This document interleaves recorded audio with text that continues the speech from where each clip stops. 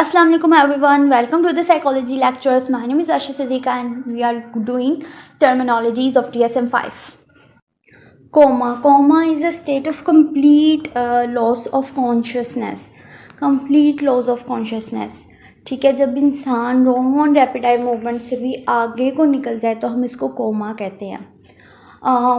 Coma is the deepest sleep state, तो उसको coma कहते हैं. और कोमा से फिर इंसान के मतलब के डेथ रेट्स जो उनसे वो हाई हो जाते हैं कि इंसान मर भी सकता है कोमा में जाने के बाद, क्योंकि उसकी कभी भी ब्रेन फंक्शनिंग स्टॉप हो सकती है, कभी भी उसकी हार्ट बीट दिल काम करना बंद कर सकता है.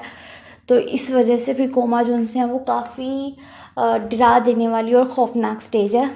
तो इस पर हम काबू करते हैं. इस वजह से एनेस्थीसिया जो है वो बहुत ही कंट्रोल्ड दिया जाता है, क्योंकि उसका ज़रा सा भी लेवल अगर ज़्यादा कम हो जाए तो फिर कोमा स्टेट अराइज होने का खदशा होता है.